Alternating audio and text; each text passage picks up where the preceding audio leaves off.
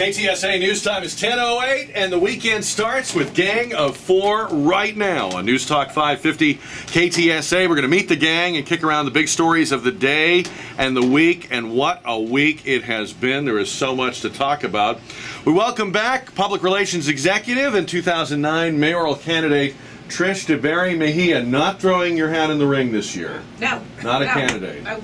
Will not run. Well, if, certainly I'm not going to say that with Joaquin sitting here. I mean, there's no way that I could. No. So, no. yes, exactly. But we love the fact that you keep the door open a crack in the future. You're not saying never. I've always said if it's the right time and the right opportunity, there's definitely still an interest as far as public service. So you're surprised that no one is running against Mayor Castro? I'm not surprised at all. I think he's done a great job. So, he's done a great job over the past 2 years. First to second term thing, usually candidates kind of wait. Well, yeah, I would think so. But like I said, if he had done anything, that really, I think, brought about the ire of, the voters in San Antonio, I think that would be one thing. But I think for the most part, he's done a really, really good job, and I think people have been very pleased. She has to say that because his brother is sitting right next to her. Yeah, and Joaquin, you can pay me later. State Representative Joaquin Castro taking a break from that frenetic legislative pace up there in Austin. Welcome back to the show. It's good to see you. You had a beard the last time I saw you. That's right. I had a beard for about 2 months. And what happened there? Well, Did the radiation cause it to fall out? No, I actually shaved it about a month ago. I found that I was getting locked into the beard because people were relying on me to have the beard to distinguish me from my Oh, yeah. And I didn't want to get locked into it. So. Do you guys take turns? Is he growing a beard now, or how's that work? No. One beard between the two of you? Yeah. I remember when they didn't have to shave. I remember when these guys didn't even have to shave, so that's impressive. All right, well, we were just talking a little bit off the air about what's going on with the legislature, and you were saying pretty rough sledding just trying to get the budget passed. Yeah, there's an agreement, it looks like, on the supplemental appropriations bill, which is for the remainder of this budget year, but very big fight coming up for next budget year. All right, Joaquin Castro here on Gang of Four, and KTSA talk show host and production director Chad Benson. If you don't get enough of him on Gang of Four, he's going to run down the hall and be on ESPN 1250 The Zone right after, what time, at 11 o'clock? 12 o'clock. 12 o'clock. 12 o'clock, I'm filling in for Coach today. Coach A. Took the day off. You're so I'm moving the chains. I'm going to go talk about our brackets, how we're looking. Nice. And I'm not looking good. Day one, Morehead State ruined it for everybody. That bracket thing is so frustrating. It's one thing to pick the winner in the Super Bowl. You got a 50% chance of being right. The brackets it's too much. It is. You know what? Just always take the higher seed. Yeah. That's just basically it. But every once in a while, and that's why we love it, because teams like Morehead State can throw everything up, and next thing you know, they're moving on in the dance, and somebody big's going home. And how about UTSA? So what do we think about UTSA's going chances? up against Ohio I think State. UTSA. They won a game, and tonight they're going to find out what it's like to play against some NBA players, and they're going to get. I hope they have a good showing. No 16 has ever beaten a 1, right.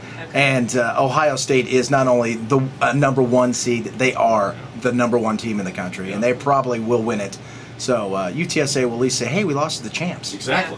No, nothing to be ashamed of there. All right, we were just talking about this last hour. Americans have responded to the humanitarian disaster that is Japan by poisoning themselves with potassium iodide and flooding the phone lines at poison control centers. What the hell happened to this country? The disaster is in Japan. It didn't happen to us. What's going on here? Fear, ignorance. People see the headlines, they is it the freak media? out. It's is it the media's media. fault? Well, no, it's the people's fault for believing anything the media have to say. You could have 50 people on, for nuclear specialists to doctors, saying there's no reason to worry, nothing's going to happen, nothing is going to happen, you're going to be fine. Even if this is a Chernobyl-like situation, you're going to be fine. It still doesn't matter, because headline yesterday was at the New York Daily News or the Post, panic, people with, mask on, and they're, taking iodine pills. Come on, really? I was talking to somebody the other day who still has their cupboard stocked for Y2K. Those batteries are dead. Exactly. I know, but they thought the end of the world was coming with Y2K, and they stocked up on it. And I said, really? Really? Yeah. I would admit that if I had done it. I know. But it just goes to show, I think you're right. I think people are sort of ignorant when it comes to the topic, and anytime you talk about nuclear meltdown or radiation, I just think it strikes fear and panic in the hearts of people that don't know any better. They go right to Chernobyl. That's the first thing they think. Well, and you think about how much more media coverage there is now since the mid-1980s when Chernobyl happened, or 3 Mile Island in 1979. There's just a lot more coverage. And I think people generally follow the adage that it's better to be safe than sorry. And so they've stocked up on these iodine tablets. But does it bother you that we're sitting here in this country and there's real suffering. And our response is we're not even asking about that. We're asking, when will the plume get here? I mean, is there any uglier, American image than this? Americans freaking out over another country's natural disaster. How does this affect me? Yeah. Hey, there's a massive earthquake and tsunami. People are dying. How does this affect me? And we didn't get the tsunami. No, we braced for that, so now we're thinking we're going to get the plume. My family all lives in the Southern California area, and on the news, breaking news every 20 minutes on the local news is, get ready for it, here it comes. It's this fear factor. And my aunt's like, are these people, do they think we're this stupid, or are these people out, there's so many people out there that fall into this group of just ignorance and... Well, I had a friend who lives in California ask me if I knew where to get a Geiger counter. And I don't. I wouldn't even know where to begin. Amazon.com, I guess. Web. I don't know. You can get anything on the web. But they're selling out. Radiation suits, chemical suits, Geiger counters, people taking so much potassium iodide that they're going to poison control centers. I mean, it's almost like a Saturday Night Live bit. I mean, it really is something. That would be a good skit. Imagine if it happened here, if it actually happened here. If we're reacting this way to something that happened in Japan, what would we be doing if this was an American nuclear reactor, if this was an earthquake in Seattle? There'd be a concert. Well, then there'd be a concert. There'd be a concert. I saw that there was a ranking of the most vulnerable nuclear facilities, but I didn't see where the South Texas project STNP was a part of it. Yeah, I didn't see. It wasn't in the top 3, I know that.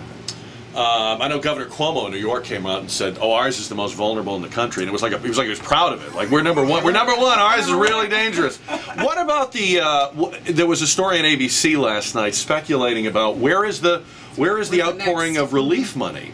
Because at this point, about a week in, twice as much money had been donated to Red Cross relief efforts in Haiti as have been donated to their relief efforts for Japan. Now, it's not as if the economy is significantly worse than it was when Haiti happened.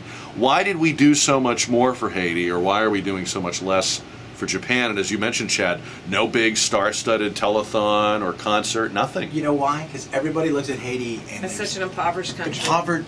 Country. There is. I've even had a friend who readily admitted, says there's some white guilt towards that. And the other thing is too, I think with Japan, the IMF said it yesterday. They don't need it. You have the money. You have the money. You don't need our help. You're fine. You're a westernized nation that's got a lot of, as far as your industrial, your capitalism's strong, your nation is good. You've got all the money in the world that you need. You can deal with this yourself. You don't need help from anybody else. You think there are any mixed feelings about Japan? I think there are. Our history. Sure. Whether you go back to World War II or even the 80s when we were all afraid that they were going to own us. Remember Japan Inc. and all those books. Is that going on here? I think there's a lot of that. I think there's a lot of fear factor. And I think a lot of people around here say, well, you know what, they've got enough cash. They can do it themselves. The average Japanese person's not suffering. They can just, they can fix their own nation. As I think a lot of people would, if there was a major tragedy here. I didn't hear how many people rushed to Katrina from around the world. No. I wonder, though, and this is going to sound very cynical, if your dollar would go a lot further in Japan than it goes in Haiti. Because after all, you rebuild Haiti, it's still Haiti. Absolutely. You rebuild Japan, that's a country that is advanced developed. One of the concerns about Haitian relief is that it was being wasted, it was corrupt, the money was being stolen. You don't have that concern in Japan. They're going to obviously put it to work. How much money did we give Haiti? It was like $700 million total from Red Cross and everything else. And what do you, for $700 million, you basically own the island. Yeah, where's it going? Yeah, that's exactly it. Haiti still looks like Haiti. Right. Nothing's been done. Where's all the money? Or did just a bunch of people get rich? Kind of like what happened in the 80s with the Ethiopian thing. We had all the concerts and the Live Aid and the Band Aid and all this kind of stuff. And what happened? People are still starving in Ethiopia. It's still a bad place, and all the money disappears. Trish, is there a growing cynicism, do you think, about these mega charities? People are increasingly not sure when they text that money in that it really gets dispersed or gets dispersed fast enough, or is there overhead? Well, to your point, Jack, I don't think there are enough checks and balances that are in place.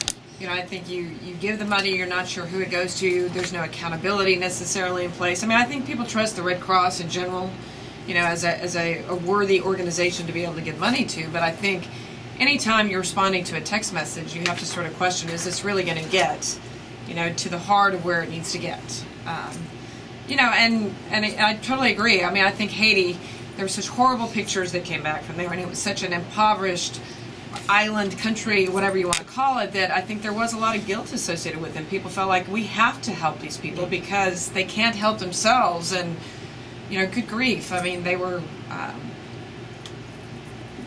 There wasn't a whole lot of money to begin with. There was no food, right. And then on top of it, you got a natural disaster. I mean, how can you? It's harder to help yeah, a country exactly. that doesn't have emergency rooms. Yes, exactly. To begin with. So then, when you look at Japan, and I understand that this is the worst tragedy since World War II, and from a devastation standpoint, but it is. I mean, it's a modern, country. It's a third world, not a third world country.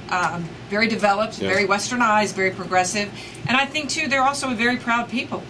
I think it's very difficult, for them to say we need help. Right. That's something people have brought up, Joaquin Castro, that they don't ask. Well, and I think also, this story is very different from the Haiti situation in that you basically had two natural disasters and then the nuclear reactor, and that fear over over radiation has permeated all the media stories, and I think has overshadowed any kind of real effort or push to raise It may be money. hurting them in another way, which is that it's keeping people from going into help. That's right. Yes. And I wonder if that's a legitimate fear, or if people are being kept away unnecessarily. Remember, the celebrities were jumping on planes and parachuting into Haiti, and Bill Clinton was there. I mean, are we not going in? Are people not wanting to go and help because they think, oh, I'll die if I go there? That wasn't a concern in Haiti or Katrina or other places. Well, I mean, being there for an aftershock is different from being there to get radiated. Right. Right. Well, So and when you see Anderson Cooper out there and his buddy, and they have like radiation detectors on them, and they're like, well, mine is 0.20 and 0.30, and they have no idea exactly what that means. Yeah. But I mean, it is. I think it's overhyped. I think it's taken the focus off where it needs to be. I'm willing to ridiculous sacrifice at this Anderson point. Cooper if we have Yeah, to. I bet you are. That's a price I'm willing to pay. What about Shepard? Because What he's over about- there as well with this little thing. Yeah, what about the Japanese people? Are you as impressed as I am? Yeah. You don't see looting, there's no breakdown of society, they're doing their duty. Those guys in that Japanese nuclear plant are on a suicide mission. I cannot imagine many places where you would see this kind of, where the social fabric would not rip apart. Sure. Well, and I think that, if you look at what happened in that nation after World War II, it essentially rebuilt itself all over. So that it's a very resilient country of people. They have that samurai warrior mentality, and that's the one thing I've heard over and over again is we are Japan, we are Japanese, we are samurai, we will get through this. When we saw Katrina, literally within days the fabric had broken down, and it just becomes this giant social mess where Japanese, they just pull together, and the one thing that they're not pointing blame.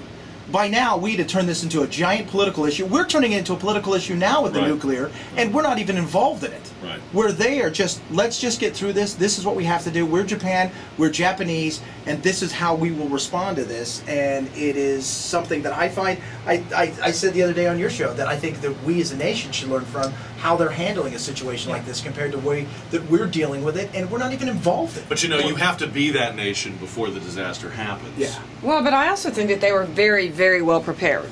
I mean, they've gone through earthquake drills. I mean, some of the stuff that we saw on television is like when the first aftershock happened or the quake was felt or whatever. I mean, people were just going about their business. I mean, in grocery stores and other places. I mean, there was this very calm, cool, collected attitude that sort of permeated the entire country. It wasn't until much later, of course, after the tsunami, that they realized, we have a real disaster on our hands. But it was amazing, with which they went about their daily business. And a lot of it, I think, is because they were so well prepared. And I totally agree with you. I think this country could take a cue from the response, not only from the people, but, from their leadership.